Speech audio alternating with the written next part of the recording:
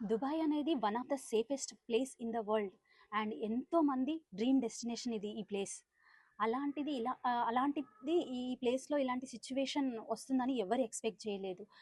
ఇక్కడున్న residents expect చేయలేదు, వచ్చే టూరిస్టులు ఎక్స్పెక్ట్ చేయలేదు. అలాగే దుబాయ్ గవర్నమెంట్ కూడా ఇలాంటి సిచ్యువేషన్ ఒకటి వస్తుంది అని వాళ్ళు ఎప్పుడు ఎక్స్పెక్ట్ చేయలేదు, బట్ వచ్చేసింది. కానీ న్యూస్ ఛానల్లో చూపించినట్టుగా మాత్రం బుర్జ్ ఖలీఫా మీద మంటలు, జనాలు రోడ్ల మీద పరిగెత్తడం అలాంటివైతే ఏం లేదండి. సిచ్యువేషన్ అంతా నార్మల్గానే ఉంది. రెగ్యులర్ లైఫ్ నార్మల్గానే నడుస్తుంది. మేమంతా బయటికి వెళ్తున్నాము అండ్ గ్రాసరీస్ తెచ్చుకుంటున్నాము, అన్నీ నార్మల్గానే ఉన్నాయండి. వస్తున్నాయి, ఇరాన్ నుంచి డ్రోన్స్ వస్తున్నాయి, మిజైల్స్ వస్తున్నాయి. బట్ యూఏఈ డిఫెన్స్ సిస్టమ్ చాలా బాగా స్ట్రాంగ్ అనే చెప్పాలి. సో ఈచ్ అండ్ ఎవ్రీ డ్రోన్ని కానీ మిసైల్ని కానీ వాళ్ళు ఇంటర్సెప్ట్ చేస్తున్నారు. ఆ ఇంటర్సెప్ట్ చేయడం వల్ల పార్టికల్స్ పేలిపోతాయి కదండి, అవన్నీ కింద పడి ఆ ఫైర్ అనేది కొన్ని చోట్ల న్యూస్ ఛానల్లో చూపించిన ఫైర్ అదంతా కూడా. సో ఫార్ అయితే మేమంతా ఇక్కడ సేఫ్గా సెక్యూర్గానే ఉన్నాము. అయితే యాక్చువల్‌గా చెప్పాలంటే న్యూస్ ఛానెల్‌లో చూపించిన దానివల్ల మాకు చాలా కాల్స్ వచ్చాయి ఫ్రెండ్స్ నుంచి కానీ, రిలేటివ్స్ నుంచి కానీ. సో వాళ్ళంతా ఏమనుకుంటున్నారంటే ఇక్కడ సిచ్యువేషన్ అనేది అసలు కంట్రోల్‌లో లేదు, చాలా డేంజర్‌గా ఉంది అని అనుకుంటున్నారు.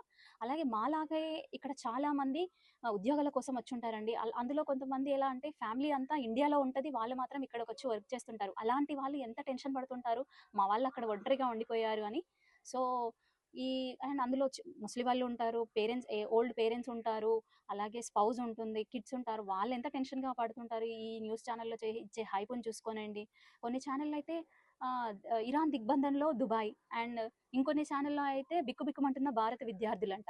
అలాంటిదైతే అస్సలు లేదండి. అందరూ సేఫ్‌గా ఉన్నారు. అందరూ నార్మల్ లైఫ్‌లోనే ఉన్నారు. చూడండి కింద కూడా పిల్లల సౌండ్స్, పిల్లలు ఆడుకుంటున్నారు. నార్మల్‌గానే ఉంది లైఫ్ ఇక్కడ. ఆఫ్‌కోర్స్ వార్ ఎఫెక్ట్ ఉంటుందా అంటే తప్పకుండా కంపల్సరీ ఉంటుందండి. ఎక్కడ వార్ జరిగినా దాని ఎఫెక్ట్ అక్కడున్న పీపుల్ మీద కంపల్సరీ చూపిస్తుంది. ఇప్పుడు ప్రస్తుతానికైతే ఏందంటే ఇక్కడికి రావాల్సిన ఇంపోర్ట్స్ అన్నీ ఆగిపోయాయి. సో కొన్ని రోజులలో ఇక్కడ కొంచెం ప్రైజెస్ పెరిగే ఛాన్సెస్ ఉంటాయి అలాంటిది.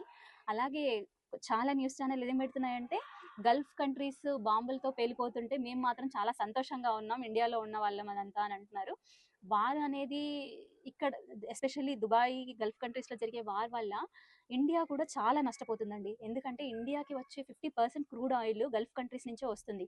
సో అది ఆగిపోతే ఇక నెక్స్ట్ 2-3 డేస్ ఇదే సిచ్యువేషన్ కంటిన్యూ అయితే ఇండియాలో పెట్రోల్ ప్రైజెస్, డీజిల్ ప్రైజెస్ చాలా పెరిగిపోతాయి. ఇంకా షిప్పింగ్ ఛార్జెస్ అనేవి పెరిగిపోతాయి. Each and every things price పెరిగిపోతుంది.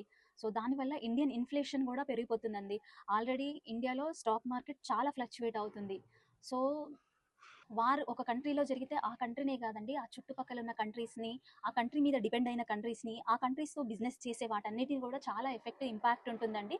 చెప్పాలంటే 2021లో రష్యా ఉక్రెయిన్ వార్ జరిగినప్పుడు ఉక్రెయిన్ అనే ఒక కంట్రీ గురించి కూడా తెలియని వాళ్ళందరూ కూడా తెలుసుకోవాల్సి వచ్చింది. ఎందుకంటే ఆ టైంలో సన్ఫ్లవర్ ఆయిల్ చాలా పెరిగిపోయింది అండ్ షార్టేజ్ వచ్చిండే.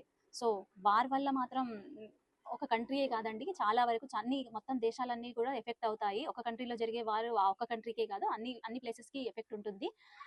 ఈ వారు సద్దుమనగాలి, ఈ అటాక్స్ అన్ని ఆగాలి అంటే ఇదంతా డిపెండెన్సీ అంతా మన పాశ్చాత్య దేశంలో ఉన్న పెద్ద ఆయన మీద ఆధారపడి ఉంటుంది. ఆయన మూడు మీద ఆధారపడి ఉంటుంది. కాకపోతే ఇదంతా నార్మల్ అవ్వాలని మనందరం కోరుకుందాము. అండ్ దుబాయ్కి మళ్ళీ టూరిస్టులు యథావిధిగా రావాలని మేమందరం కోరుకుంటున్నాము. So we are safe and Dubai is also safe. Thank you for watching.